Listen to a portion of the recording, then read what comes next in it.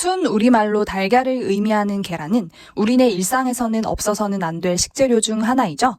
저칼로리의 다양한 영양분을 갖춰서 다이어트에도 좋고 맛있는 음식에는 꼭 고명으로나 추가로 얻는 식으로 계란이 빠지질 않고요. 구워 먹고 삶아 먹고 볶아 먹고 그 요리 형태도 셀 수도 없이 정말 많습니다. 진짜 만만한 음식이 계란이라고 계란이 없다고 상상하면 너무너무 아쉬울 것 같은데요. 그런데 이런 계란이 특정 음식과 같이 먹으면 건강에 정말 위험할 수도 있다고 하는 것을 들어보셨나요? 실제로 유튜브에는 어떤 음식과 어떤 음식을 같이 먹으면 상극이다, 같이 먹으면 독약을 먹은 것과 다름없고 엄청 큰 질병에 걸릴 수도 있다와 같은 내용의 영상들을 많이 찾아볼 수 있는데요. 과연 정말로 그럴까요? 계란과 궁합이 안 맞는 음식에 어떤 것들이 있는지, 그리고 진짜로 같이 먹으면 문제가 되는지 한번 알아보겠습니다. 첫 번째, 커피. 여러분, 인스타그램이나 광고 같은 데 보면 요런 이미지들, 뭔가 있어 보이는 브런치나 아침 식단 같은 걸로 보신 적 많으시죠? 커피를 계란과 같이 먹으면 변비가 생기고 유해물질이 인체에 흡수가 잘 되게 한다는 의견이 있습니다. 바로 커피에 들어있는 탄닌 성분 때문이라고 하는데요. 주로 덜 익은 과일이나 차에서 떫은 맛을 내는 성분이 바로 이 탄닌입니다. 이 탄닌이 계란의 단백질과 반응하면서 수렴성 단백질이라는 것을 형성하고 이것이 딱딱하게 굳어지면서 장의 연동 운동을 느리게 만든다는 건데요. 그 결과 변이 장에 오랜 시간 동안 머무르게 되면서 결국 변비를 유발할 수 있다고 주장합니다. 말이 좀 안 맞는 게 이 주장대로라면 탄닌이 들어있는 음식은 단백질과 먹으면 모두 변비가 생길 수 있다는 말이 되겠죠. 삶은 계란 먹으면 목 막힌다고 맹물 대신에 녹차나 여러 차들 대신해서 드시는 분들도 있으실 거예요. 탄닌은 커피 말고 녹차나 홍차같이 각종 차들에 더 많이 들어있어서 이것들도 계란과 같이 먹으면 상극이라고 주장하는데요. 아마도 계란과 차가 궁합이 안 맞다는 이 주장은 게와 감의 궁합이 상극이라는 의견에서 온 것이 아닌가 싶어요. 조선 20대 왕인 경종이 게장과 감을 함께 먹고 세상을 떠났다는 풍문이 있죠.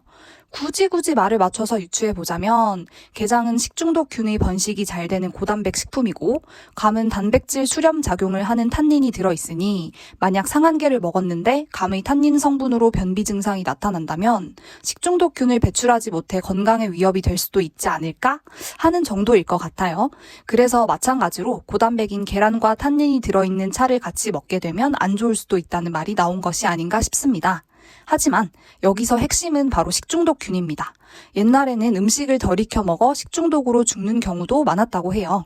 경종이 게와 감을 같이 먹어서 사망했다라기보다는 상한 게장 때문에 식중독으로 병세가 악화된 것이 아닌가에 좀 더 초점이 맞춰지고 있습니다. 그리고 탄닌은 무조건 나쁜 것만은 아니에요.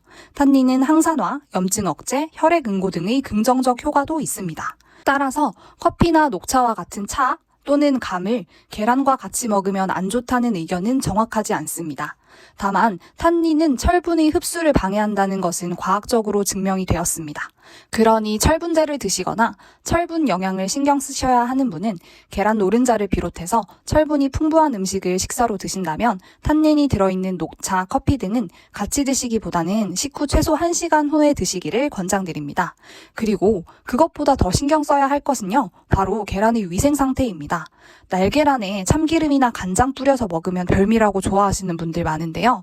계란을 익히지 않고 드시면 계란 표면에 묻어있는 살모넬라균으로 인해 식중독에 걸릴 수 있어요. 지금도 매년 여름에는 살모넬라균 식중독으로 고통받고 있는 사람이 많고 심한 경우 사망했다는 경우도 뉴스에서 종종 볼 수 있습니다. 그러니 계란은 무조건 익혀서, 특히 날씨가 따뜻할 때는 꼭 완숙으로 드시는 것이 중요합니다. 두 번째, 두유. 다이어트 하시는 분들 삶은 달걀이랑 두유 같이 드시는 경우 많으시죠? 저도 한참 다이어트 할 때 이렇게 같이 많이 먹었던 기억이 있는데요.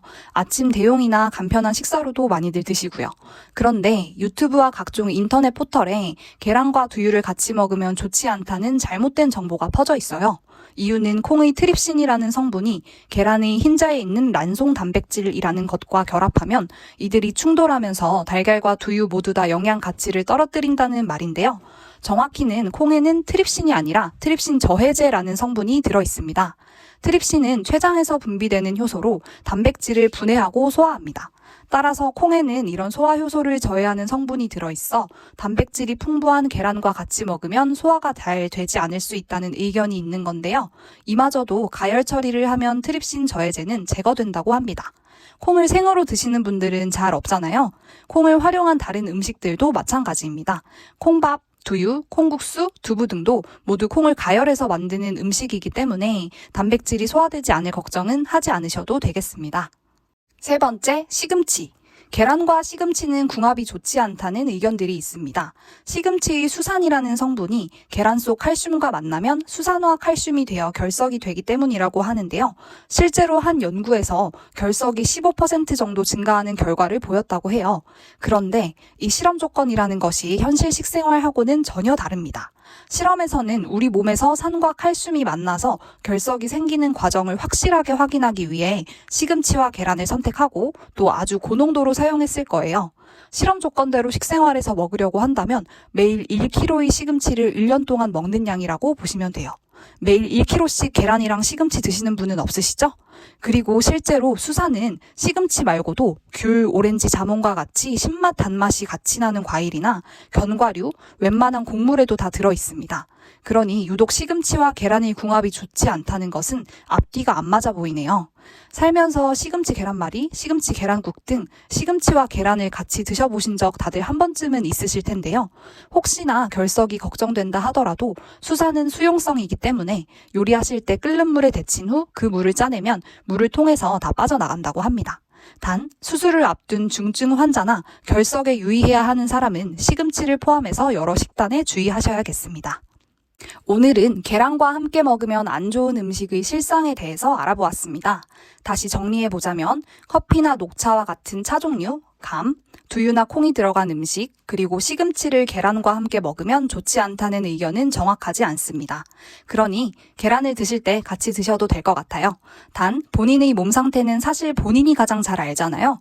어떤 음식을 먹었을 때 몸이 어떻게 안 좋아지는지 직접 잘 살펴보고 또 공부하면서 건강 챙겨나가는 것이 중요하겠습니다.